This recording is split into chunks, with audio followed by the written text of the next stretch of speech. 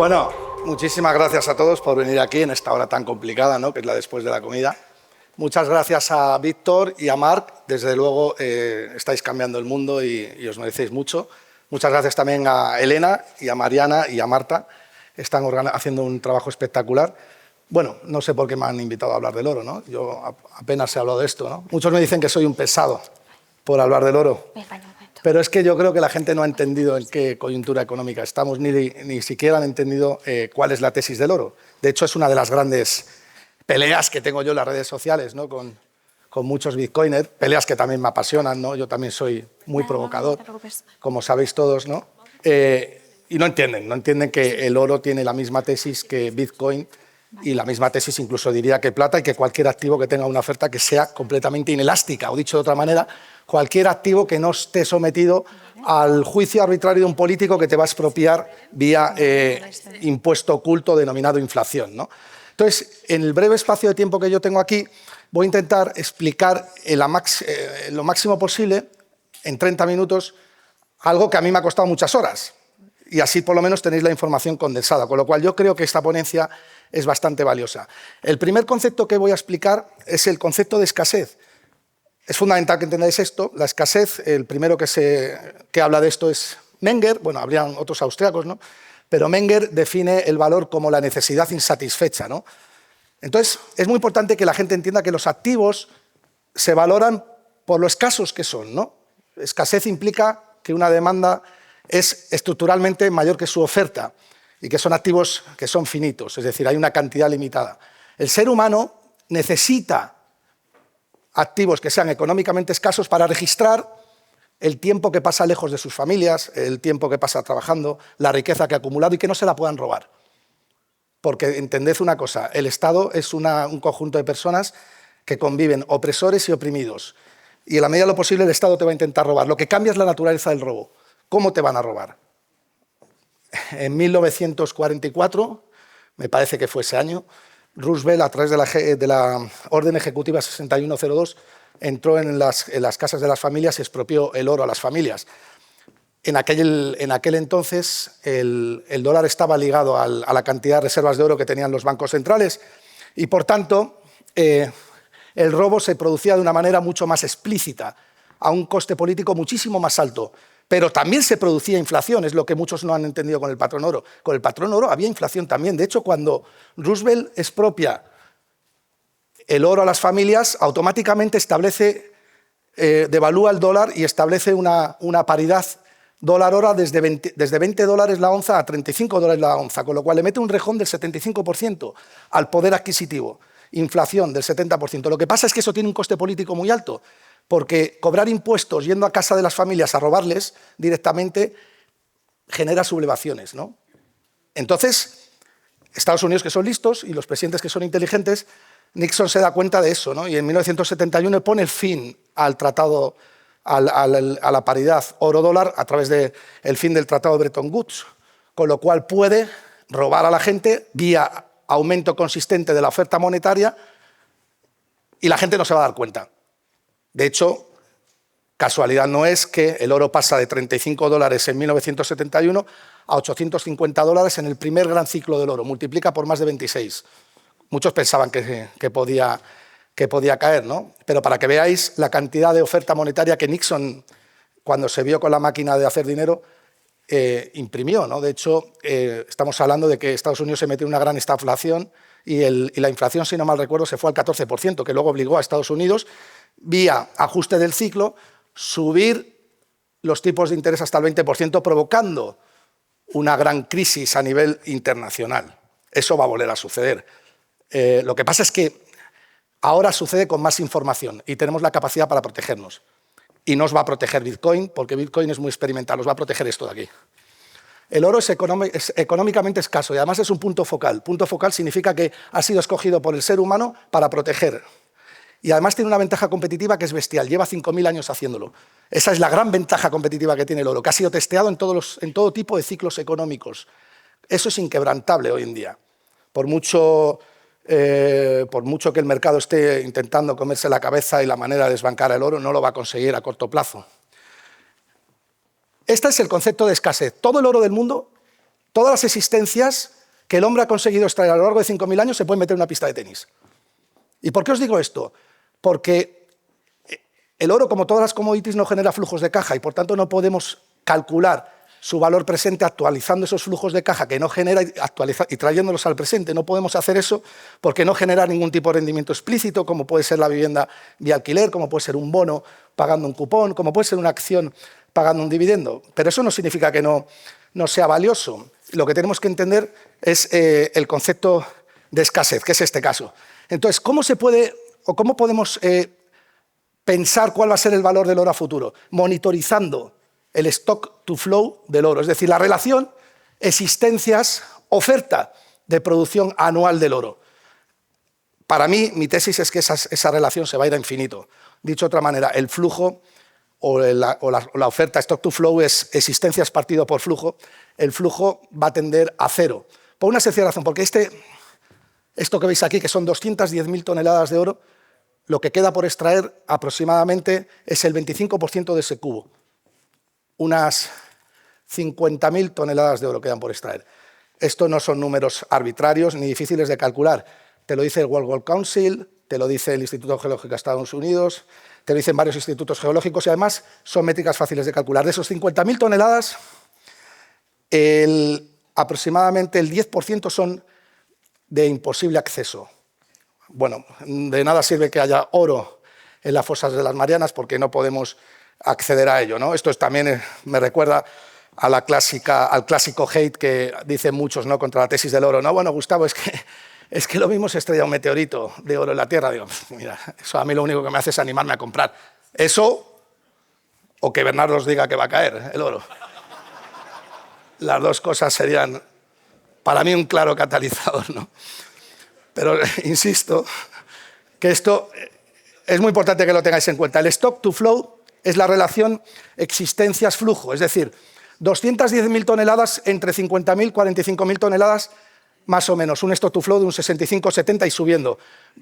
¿Cuál es la relación de producción del oro o la capacidad que tiene el ser humano hoy por hoy para extraer oro anualmente? 4.000 toneladas. El ser humano no puede extraer más de 4.000 toneladas. La prueba está en que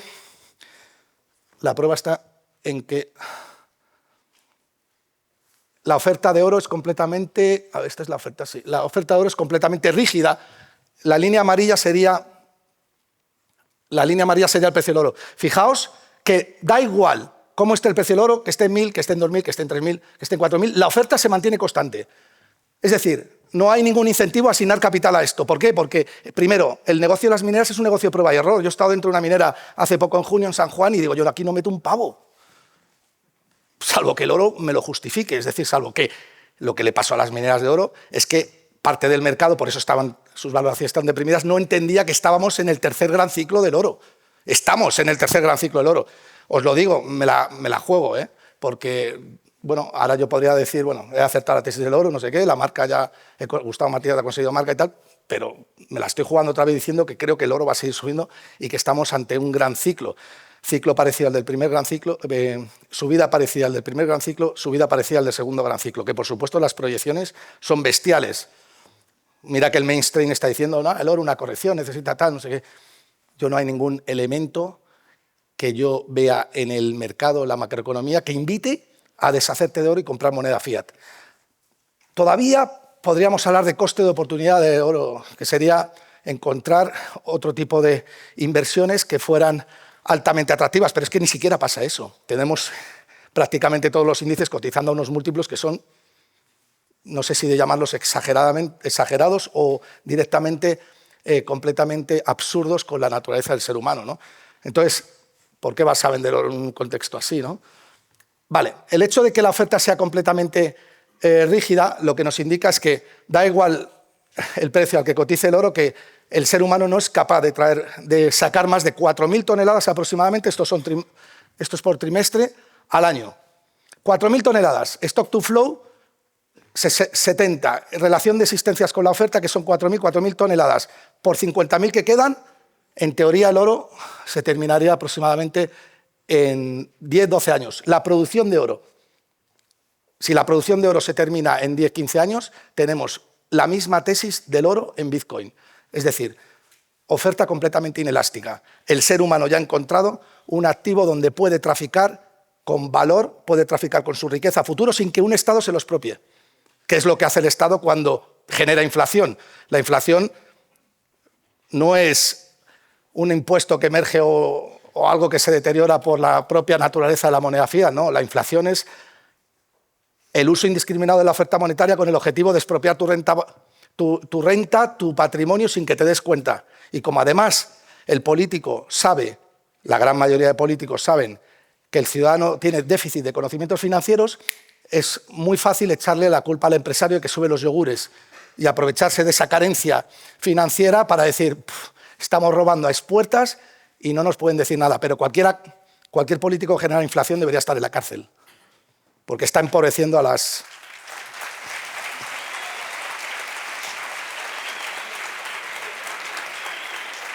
Bueno, gracias por los aplausos, la frase no es mía, ¿no? Pero en cualquier caso se agradece bastante, ¿no? Debería estar en la cárcel, ¿no? Es cierto que la educación financiera brilla por su ausencia y, bueno, gracias a gente como Víctor y Mar, eso está cambiando, pero es un cambio, desgraciadamente, lento y progresivo, ¿no? Bien, ¿qué ha pasado? ¿Por qué yo en el año 2022? Bueno, me di cuenta en el año 2021, vosotros lo sabéis, la hemeroteca está ahí, a partir de 2021 empecé a darme cuenta que el oro era el activo más importante en los próximos 5 o 10 años. Un día me levanto de la cama y digo, ya la renta variable ya no me gusta. El Standard & Poor's 500 está cotizando unos múltiplos que no tienen ningún sentido. La descoordinación entre demanda de inversión y oferta de ahorro jamás la había visto así como consecuencia de la inflación, que lo que hace precisamente es hacer que el ser humano cometa errores de asignación del capital, porque en la moneda fiat como unidad de cuenta falla. Es que es acojonante, ¿no? Cuando dice, no, la definición del dinero es moneda fiat. La moneda fiat son los dólares, los euros que hay en el sistema. Tiene que cumplir 3 funciones fundamentales. Bien de intercambio generalmente aceptado. Depósito, valor y unidad de cuenta. ¿Unidad de cuenta? ¿Qué unidad de cuenta? Si la inflación no te permite echar bien las cuentas. Depósito, valor, ya veis lo que pasa. Desde el año 90, desde el año 2000 el euro ha perdido el 90% de su valor, totalmente. ¿Y qué es la inflación? ¿La inflación qué es? ¿Qué es esto de aquí? Tipos de interés reales positivos. En el año 2022 la correlación que existe entre el oro y los tipos de interés reales positivos es de aproximadamente un 95%. ¿Qué significa esto? Que el ser humano exige un coste de oportunidad por su tiempo. Si yo te presto a ti un capital o lo que sea y no lo consumo hoy, me tienes que indemnizar a futuro, porque mi tiempo es escaso y es el precio del tiempo, eso es el tipo de interés. La inflación, que es represión financiera, es decir, robo de tu tiempo, te robo tu libertad, te robo tu tiempo. La gente no lo enfoca así, pero es eso, te quito el tiempo que estás con tus hijos. En el año 2022, la correlación entre el tipo de interés real y el oro se rompe. Nunca había pasado en la historia. 95% de correlación entre el tipo de interés real negativo y el oro. Es decir, si el tipo de interés real se volvía negativo, esto es represión financiera. Recordad, los tipos de interés nominales son lo que te da algo menos la inflación. Si algo me da un bono tiene un 4% y la inflación es de un 5%, me estoy empobreciendo en menos 1%. Esa inflación la genera el Estado, por tanto, te está robando tu tiempo. En el año 2022 se rompe esa correlación del 94%, 93%, y los bancos centrales abren los ojos, o están empezando a abrir los ojos, aparte del mercado. ¿Qué hacen los bancos centrales en el año 2022? Empiezan a comprar oro, sobre todo los BRICS. ¿Por qué? Porque en el año 2022 se produce un hecho, aunque ya habían empezado a comprar y la guerra, hoy en día hay una guerra clarísima comercial y guerra de divisas, ya habían empezado a comprar, pero en el año 2022, cuando Rusia invade Ucrania y Estados Unidos, a golpe de clic, congela 300.000 millones de dólares a los rusos, los chinos se dan cuenta y dicen, ¿qué coño hacemos con dólares en nuestro balance? Esto no es un activo refugio. ¿Cómo va a ser un activo refugio si estamos en manos de alguien que al apretar un botón nos empobrece? Y los chinos han hecho una jugada que, en mi opinión, es bastante inteligente. Empiezan a refortalecer su banco central de cara a poder pelear en el futuro y de cara a tener un pasivo fuerte como es el yuan, que es la emisión de la moneda fiat del Banco Central chino. Empiezan a comprar activos que sean valiosos en el tiempo y que sean difícilmente inconfiscables. como por ejemplo el oro. Y China da el pistoletazo de salida, ¿no? Y a partir de ahí, hagan lo que hagan los tipos de interés, el oro sube. Es decir, la correlación, ¿no? Tipos de interés reales negativos, oro sube. Tipos de interés reales positivos, oro baja. Bien, desde el año 2022, tipos de interés reales negativos, oro sube. Tipos de interés reales positivos, oro sube también. Esto no lo digo yo, ¿eh?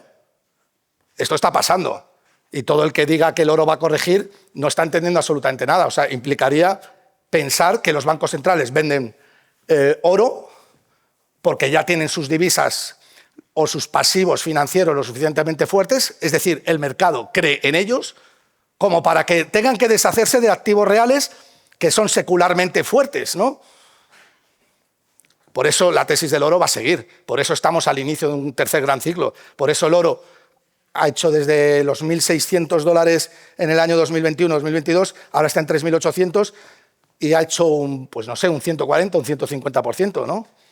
Pero esto ya empezó desde hace tiempo, ¿eh? Lo que pasa es que ahora hay una parte que se está dando cuenta de ello, pero en el año 2000 el oro cotizaba a $300 la onza, el Standard & Poor's 500 cotizaba a 1.500 puntos. Después de 25 años, primer cuarto de siglo, el oro se va a 3.800, multiplica por 12 y el Standard & Poor's 500 por 4. Una piedra está dando más rentabilidad que las 500 empresas más importantes del mundo. Esto es una realidad. Y además, no solamente teniendo en cuenta el valor o la capitalización bursátil del S&P 500, también teniendo en cuenta la caja que distribuyen esas empresas, es decir, cogiendo el Standard & Poor's 500 Total Return. Los últimos 25 años la subida es bestial. Pero bueno, si cogemos un campo temporal mayor, en 1971 el oro estaba a $35 la onza. $35 la onza, fin del Tratado de Bretton Woods. Hoy está a 3.800. Pues no sé, 35, 100 y pico. Ha multiplicado por más de 100 el oro. Una yield o una rentabilidad promedio anualizada del 8,5%. Algo que no paga ningún tipo de dividendo, ¿no? Fijaos lo mal que se está organizando el ser humano. Es obvio que si una piedra que no produce absolutamente nada se revaloriza tanto es porque el ser humano no se está organizando bien. Y el oro tiene valor porque el ser humano le aplica valor. Pues si no, el oro no valdría nada. Si el ser humano no existiera, sería una piedra más. ¿Entendéis un poco, ¿no?, lo que quiero decir? Primer gran ciclo del oro, 1971-1980. En 1971 el oro cotiza $35 y se va hasta 850 en 1980, multiplica por 25 o 26. Segundo gran ciclo del oro, año 2000 al año 2012. En aquel entonces el oro cotizaba en $300 y se fue a $1.700, $1.800 en el máximo que hizo en el año 2012. Multiplica por 6, 7. Los dos grandes ciclos del oro. Luego vienen las dos grandes caídas. Después de las dos grandes subidas, de los dos grandes ciclos, luego ajusta. Y ajusta por motivos que también son conocidos y además comprensibles. No, lo digo por el que piense que el oro va a corregir. En el año 2008, cuando se produce la quiebra del sistema financiero y cuando el propio ciclo ajusta toda la dopamina que había metido años anteriores vía expansión monetaria y expansión del crédito, en el año 2008 el oro corrige un 25%, pero se produce un gran margin call, o lo que se denomina llamada al margen. El oro corrige porque hay un efecto necesidad de liquidez para seguir aguantando las posiciones largas del mercado, porque el mercado rápidamente, cuando el mercado cae, baja en ascensor, o sea, el mercado sube en escaleras y baja en ascensor. Entonces eso obliga a que tengas que renovar rápidamente tus garantías, porque te quedas sin liquidez para poder aguantar dentro del mercado y eso hace que se produzca un efecto expulsión, ¿no? Pero esa corrección fue una corrección que se volverá a dar aquí. De hecho, creo no, con los aranceles de Trump el oro corrigió un poco y es una gran oportunidad de compra porque anticipo que la volveremos a ver. Necesidades de liquidez, compramos oro, compramos. ¿Qué pasó en el año 2008, del año 2008 al 2012? En esos 3 años hizo un 176%, cuando todo el mundo pensaba que había que vender oro. Cuando todo el mundo pensaba que había que venderlo todo, porque entramos en una gran deflación en el año 2008, es decir, el mercado estaba acojonado y no querían localizar capital en ningún tipo de proceso productivo, lo cual era bueno, ¿no? Es bueno, una deflación es una deflación monetaria, es decir, que el propio ciclo económico te obligue de alguna manera a demandar liquidez porque no quieres asignarla, es lo mismo que coger a un tío que tiene 300 kilos y se pone hasta arriba de hamburguesas y meterlo al gimnasio a hacer deporte y a ponerlo a dieta.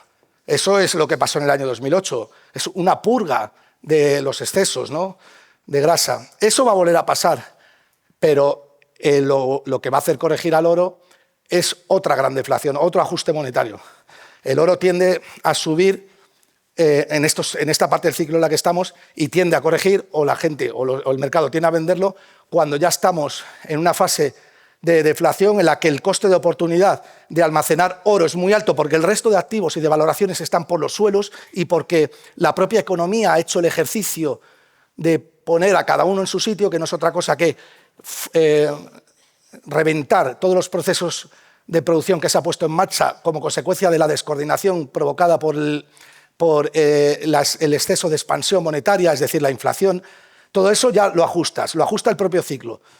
¿De acuerdo? Entonces, ahí no tiene demasiado sentido que hagas coberturas monetarias. ¿Por qué? Porque la propia moneda fiat va a volver a poder coordinar procesos productivos futuros que te van a permitir anticipar flujos de caja que van a generar los distintos proyectos y traerlos al presente para poder darles un valor. Entonces, ¿eso está pasando ahora? No. Entonces, ¿por qué vamos a vender oro? ¿Por qué ha subido mucho? Es una chorrada. Quiere decir que si comparamos el oro con la cantidad de oferta monetaria que había en el año 1980, que había menos oferta monetaria y establecemos esa relación, el oro tendría que estar cotizando a $12.000 y la plata a $750. Si cogemos el segundo ciclo económico, la oferta monetaria que había en el segundo ciclo económico, el oro tendría que estar cotizando en el oro tendría que estar cotizando en $6.500, $7.000. Es que lo tenemos en 3.800.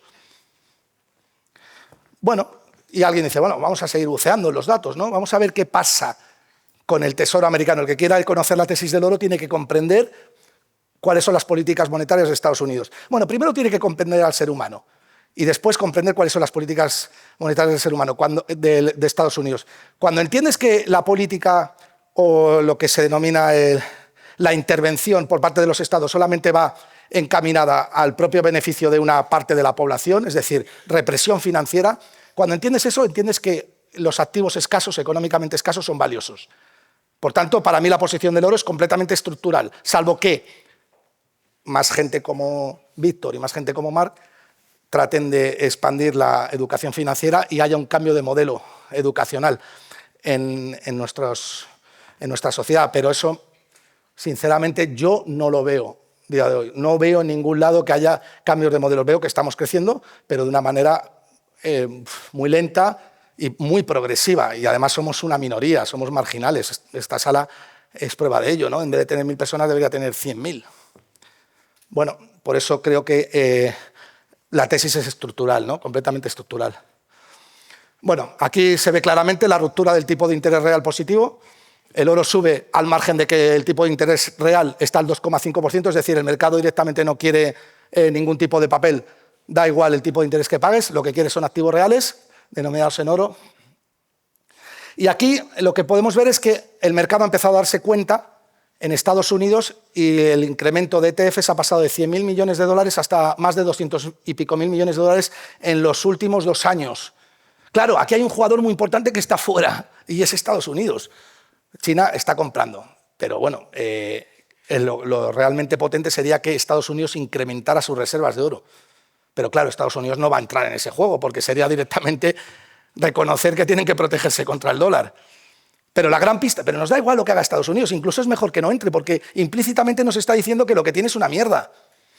La jugada o la lectura que tenemos que hacer es que el propio creador de la moneda fiat o el emisor del pasivo financiero por excelencia, que son las divisas de los bancos centrales, están comprando oro para protegerse de lo que están creando ellos.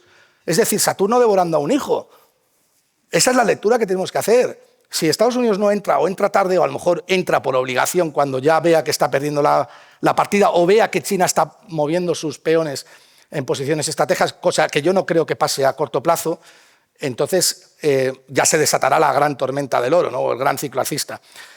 Me voy rápidamente. Esto es el Treasury americano en los bancos centrales ha pasado a la tercera posición. Primera posición, dólares, 40%. Segunda posición, oro. El oro ya es la segunda posición en los bancos centrales, por encima del euros y por encima de Treasury, de bonos americanos. Eso no se veía desde el año 96. Es una bestialidad que los bancos centrales empiecen a decir no queremos papel americano y queremos oro. No solamente porque lo están haciendo así, pero también hay que ser realistas porque ha subido el oro. Y me voy rápidamente a la tesis... me voy rápidamente al Tesoro americano porque quiero que entendáis una cosa que a mí me ayuda bastante. Estos son, me quedan 4 minutos, a ver si me da tiempo. Mira, estos son el lado de los gastos. A mí me funciona muy bien siempre y el que quiera entender la tesis del oro tiene que monitorizar muy bien en qué se está gastando el dinero de Estados Unidos, cómo lo está ingresando y qué grado de represión financiera está aplicando a sus ciudadanos y al mundo entero por extensión, porque Estados Unidos tiene la capacidad para exportar represión financiera. Y entonces es muy importante que veáis las partidas. Las partidas en el Tesoro americano se publican mensualmente, ¿no? Y muchos la intentan manipular y tal, pero lo más llamativo, lo que desde luego no puedes ocultar es que el gasto público en Estados Unidos se lo llevan 4 grandes partidas. Defensa, seguridad social, medicina o salud e intereses de la deuda. Los 3 primeros, es decir, defensa, seguridad social y salud, esos son completamente antipopulistas. Es decir, no creo que Donald Trump o ningún presidente de los Estados Unidos vaya a recortar de ahí masivamente porque automáticamente le van a poner fuera. Recordad que el político es un subproducto del ciudadano, ¿no? Está ahí porque el ciudadano, una parte del ciudadano quiere que robes a la otra parte del Estado, ¿no? Es lo que he dicho al principio, es un sistema de opresores y oprimidos, ¿no? Eso tiene que quedar medianamente claro. El que no entienda esto es mejor que no se lance a entender lo demás. Entonces, lo único que te queda, ¿qué es? Los intereses de la deuda. ¿Y qué está haciendo Donald Trump? Pues el otro día a la chica esta Cook, pues la puso en la calle, está tratando de manipular el tramo corto de los tipos de interés. ¿Para qué? Para que puedas ir refinanciándote cada vez a tipos más bajos y hagas digamos, le pegues una patada al tipo de interés. En otras palabras, lo que quiere Donald Trump es rebajar los tipos de interés de la curva a costa de que lo pague el que venga, con represión financiera. ¿Por qué? La curva de tipos de interés se pone en modo empinado con todos los movimientos que está haciendo Donald Trump colocando a sus sicarios en la FED. Porque lo que estás haciendo es, o lo que te está diciendo el mercado, que es quien va por delante de la FED, es, muy bien, te bajamos los tipos de interés aquí porque vas a manipular la curva como sea y la FED es un actor muy importante que tiene poder, pero ¿a costa de qué? A costa de que te los voy a subir en el tramo largo porque el dólar se va a ir a la mierda, me vas a hundir. O sea, los salarios reales no van a crecer. Entonces te exijo una prima del 5 o 6%, como poco, ¿no? Eso siendo benévolos, ¿no? Entonces, una de las patas de la tesis descansa en que si Estados Unidos ingresa 4,5 billones de dólares en concepto de impuestos y otras cosas anuales y gasta 6,5, su déficit estructural es de 2 billones de dólares anuales. ¿Conseguimos rebajar ese déficit estructural? No, si no tocas las partidas que te ponen fuera de la presidencia. ¿Y cuáles son los intereses de la deuda? 37 billones de dólares tiene Estados Unidos de deuda. ¿A cuánto se financia Estados Unidos? El tramo corto de la curva está cotizando al 4% más o menos. 4% de 37 billones es 1 billón, 1,2, 1,3 billones de dólares. ¿Eso qué supone? El 50% de ¿qué? Del déficit estructural que tiene Estados Unidos. El objetivo de la Casa Blanca hoy por hoy es manipular los intereses de la deuda. ¿Y eso qué hace? Que gente como nosotros compre más oro. Es que no nos están dando otra opción. Que nos están indicando el camino, es una brújula de lo que está pasando. La responsabilidad a nivel internacional es clarísimamente nula, ¿no? Y las generaciones se están empobreciendo. En España, sin ir más lejos, los salarios reales llevan estancados 20 y pico años. Y luego te dicen que es que la vivienda está subiendo mucho. Compárame la vivienda con el oro. En el año 2000, la vivienda cotizaba 1.000 euros el metro cuadrado y el oro estaba a 300 dólares. Ahora, el oro ha multiplicado por 12. La vivienda cotiza 3.500 en Madrid, más o menos. Ha multiplicado por 3. Es decir, en términos de oro, la vivienda ha multiplicado por 4 con respecto a la vivienda. Es decir, el que hubiera mantenido oro en el año 2000 se podría comprar 4 pisos ahora. El que hubiera mantenido euros no se compra ni el baño.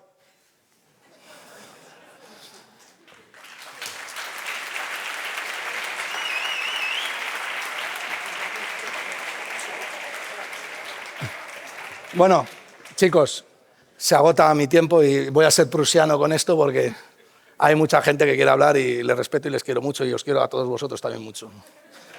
Gracias.